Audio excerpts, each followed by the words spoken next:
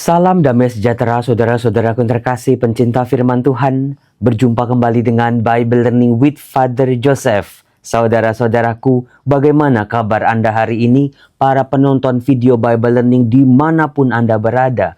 Para subscriber, teman-teman yang sudah berlangganan. Terima kasih buat semua support-support Anda untuk karya-karya Bible Learning ini. Saya hanya bisa bersyukur pada Tuhan. Saya sudah tidak bisa lagi minta apa-apa lagi sama Tuhan selain rasa syukur. Saudara-saudara, bila Anda hanya punya satu kali kesempatan untuk berdoa, meminta kepada Tuhan, apa isi doa Anda? Kalau saya Romo Yosef, saya akan bersyukur. Saya akan berterima kasih pada Tuhan buat semua kebaikan-kebaikannya yang diberikan pada saya. Karena tanpa saya minta pun Tuhan sudah memberi pada saya. Tanpa saya memohon pun Tuhan sudah menyediakannya. Nah, saudara-saudaraku yang terkasih, kemarin itu kan hari Minggu ya. Jadwalnya Romo Yosef itu ya dari Jumat, Sabtu, Minggu itu full sepenuh-penuhnya. Contohnya kemarin hari Minggu, saya harus mengisi seminar di paroki di Jakarta namanya Paroki Bidara Cina. Itu tetangga dari paroki saya asal. Saya berasal dari Matraman, seminar di Paroki Bidara Cina. Nah, saya mengajar di situ, saya seminar di situ. Nah, pulang dari situ, saya harus cepat-cepat ke acara yang kedua. Seharian itu ada 3 acara. Saya ke acara yang kedua yaitu saya harus ke daerah Kelapa Gading. Ngapain Romo? Ke mall? Enggak, kali ini enggak ke mall. Karena ada sebuah warga di Janur Elok kalau nggak salah atau Cengkir. Nah, itu mengadakan barongsai. Jadi ngundang barongsai di balai warga dan mengundang anak-anak RTS untuk datang ke situ. Maka tim saya langsung bawa anak-anak RTS ke tempat itu. Nah, saya coba nih. Waduh, udah padat nih. Pokoknya ya saya hadir dululah. Nah, waktu saya hadir ke balai warga, saya lihat barongsainya mulai menari-nari. Ada ibu-ibu, bapak-bapak, ibu lurah, perangkat-perangkat warga di situ, ada di situ. Nah, tapi perhatian saya ada tertuju pada seorang anak bernama Julius. Julius ini dia datang beberapa bulan yang lalu ke RTS, berasal dari Sumba, datang ke Jakarta bersama kakaknya. Mereka dari Katolik. Jadi waktu itu Julius itu datang, dia anak sekitar umur 11 tahun, 12 tahun, matanya itu keluar yang sebelah sini. Jadi matanya di luar. Bukannya belok ya, tapi ini benar-benar keluar satu. Dia datang ke RTS, wajahnya murung, sedih, nggak mau makan, dia bingung, dia ketakutan. Dengan ngelihat sakitnya aja kayak gitu, kita paham kalau dia ketakutan. Tapi dia kan datang ke Jakarta, datangnya dari jauh loh, dari Sumba loh. Nggak pakai pesawat ini, jauh sekali datangnya. Cuma sama kakaknya, ibu bapaknya, saudara-saudaranya, keluarganya di kampung. Jakarta itu kota yang terlalu asing buat dia. Nggak ramah. Semuanya sibuk, hilir mudik, bunyi klakson-klakson, ada Gojek, ada segala macam tukang dagang. Kota Jakarta sangat menakutkan untuk orang-orang daerah yang datang ke sini, bukan? Nah, itulah yang dialami oleh Julius. Waktu pertama kali datang itu ketemu sama saya di Rumah Teduh Suryo, kita tampung. Dia kita coba kasih nasihat, kita kasih dukungan. Nah, apa yang terjadi saudara-saudara? Sebelum operasi, si Julius ini dibawa sama tim RTS ke katedral. Saya udah pernah cerita waktu itu. Di katedral ketemu sama Bapak Kardinal, Bapak Uskup, Ignatius Suharyo. Wah, mereka seneng banget. Bapak Uskup yang cuma mereka lihat di TV, di koran gitu ya, atau di medsos-medsos, sekarang ada di depan mereka. Bapak Uskup nanya, kalian dari mana? Dari RTS katanya. Langsung Bapak Uskup doain, langsung kasih berkat, mereka sungguh sukacita. Setelah itu Julius dioperasi, diangkat, matanya satu dan ditutup perban. Nah, kemarin yang saya lihat Julius itu dia sudah lagi bermain dengan anak-anak yang lain.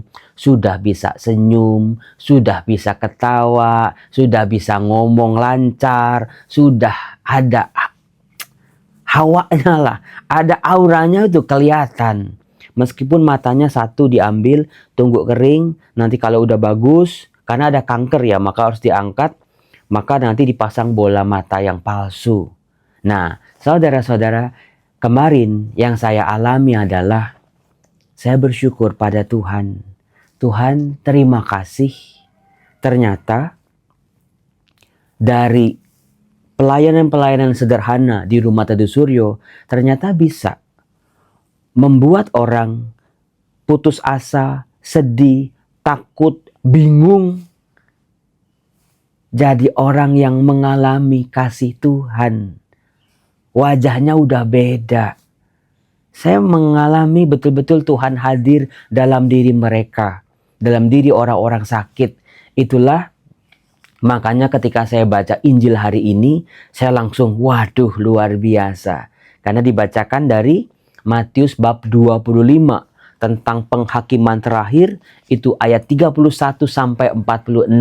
Anda pasti ingat itu ya, ketika nanti di zaman akhir, Tuhan akan menghadapkan kepada kita, ada yang jadi domba-domba di sebelah kanan, ada yang jadi kambing-kambing di sebelah kiri. Kepada orang-orang yang benar, Tuhan berkata apa? Kepada orang-orang yang jahat, Tuhan berkata apa?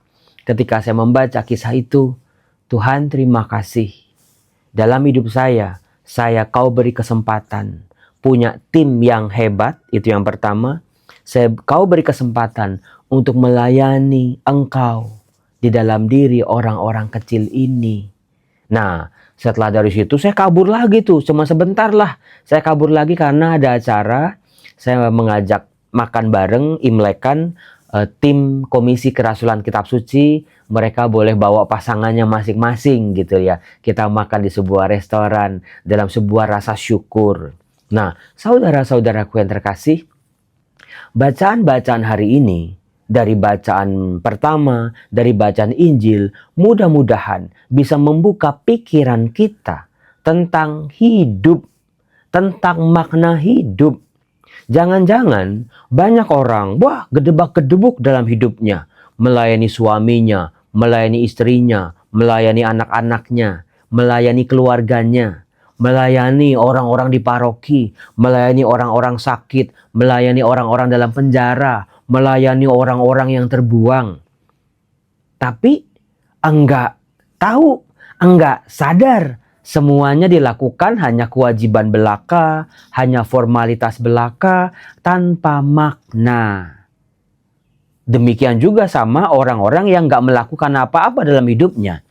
Ada orang sakit ya dia lewat aja, nggak peduli. Ada orang miskin ya dia malah makin sombong dengan apa yang dia punya. Nggak pernah kunjungan ke penjara misalnya. Ada orang yang pakaian compang-camping ya dia mah biasa aja. Padahal baju-baju di lemarinya penuh sepenuh-penuhnya.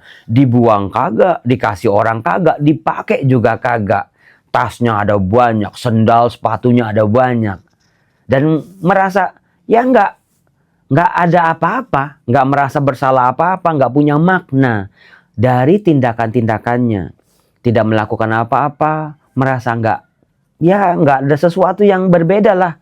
Atau melakukan sesuatu, perbuatan-perbuatan baik ya cuman dilihat sebagai perbuatan baik saja. Tanggung jawab atau kewajiban manusia sebagai sesama manusia buat sesamanya. Nah, bacaan pertama dan bacaan Injil hari ini menyadarkan saya minimal untuk menemukan wajah Tuhan seperti yang saya temukan dalam wajah Julius, seorang anak tadi yang matanya terkena retinoblastoma yang harus diangkat, mengalami kebutaan. Ternyata di situ Tuhan hadir. Tuhan menyapa saya luar biasa. Tuhan menguatkan saya kembali dengan apa-apa saja yang sudah saya lakukan. Kemudian saya juga ketemu kemarin ada Zaneta, itu juga berasal dari Flores juga.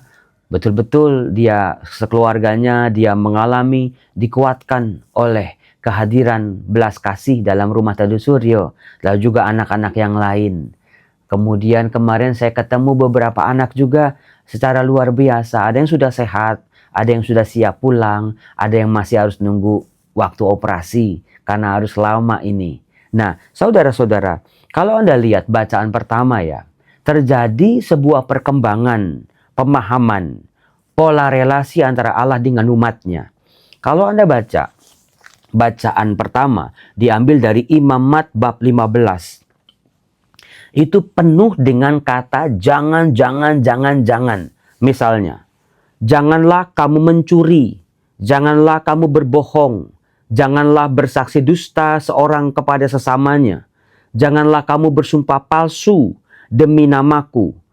Kemudian juga, janganlah engkau memeras sesamamu manusia, janganlah merampas, janganlah kau tahan upah seorang pekerja harian sampai esok harinya, janganlah kau kutuki orang tuli, di depan orang buta janganlah kau taruh batu sandungan. Kemudian juga, janganlah kamu berbuat curang dalam pengadilan, janganlah membela orang kecil secara tidak wajar, janganlah engkau terpengaruh oleh orang-orang besar, janganlah engkau pergi kian kemari menyebarkan fitnah di antara orang-orang sebangsamu. Siapa nih? Ayo langsung ke gelepak, gelepok, gelepak, gelepok. Romo seringkali nggak sadar, Romo. Ada berita, belum tentu benar. Kita juga nggak yakin itu benar, tapi udah kita sebar-sebarin. Cuma gara-gara kita nggak suka sama orang itu. Bener apa bener? Bener, Romo. Romo, itu yang sering kali kami lakukan, Romo. Sama, saya juga sering kali godaannya itu. Kalau udah nggak suka sama orang, ada berita buruk tentang orang itu, ya udah digoreng-goreng aja itu. Janganlah engkau membenci saudaramu di dalam hati. Banyak nih. Kalau udah di luar mah, halo sis, halo bro, apa kabar? Cipika-cipika, muah-muah. Tapi dalam hati, gua benci banget sama lu. Bisa jadi namanya tubuh manusia bisa manipulatif sifatnya, saudara-saudara. Hati-hati di situ. Banyak orang tertipu. Janganlah engkau mendatangkan dosa kepada dirimu sendiri karena dia. Janganlah engkau menuntut balas. Janganlah menaruh dendam. Siapa yang masih suka dendam? Coba. Iya Romo, habis nggak enak sih Romo digituin sama dia. Habis dia keterlaluan sih Romo. Habis dia nggak pernah sadar sih Romo. Habis dia jahat terus sih Romo. Habis dia nggak pernah tobat sih Romo. Maka timbul rasa dendam. Entar lu ya, kalau entar gue bisa balas lu, gue balas sampai sesakit-sakitnya. Jangan. Bahkan sejak dalam perjanjian lama pun ada ungkapan jangan mendendam, jangan marah kepada saudaramu di dalam hati. Jangan. Nah, perintah dengan kata jangan, jangan, jangan memang untuk orang-orang di konteks zaman perjanjian lama harus jelas. Harus sejelas-jelasnya. Jangan ini, jangan itu. Ketika kita baca apa yang dihadirkan oleh Tuhan Yesus dalam Injil Matius, sungguh sangat berbeda. Tuhan Yesus tidak lagi melarang ini dan itu. Jangan ini, jangan ini, jangan ini, jangan itu. Anda yang punya anak zaman sekarang pasti bisa ngerti betul. Kalau anak dibilang jangan, malah itu Romo yang dilakukan.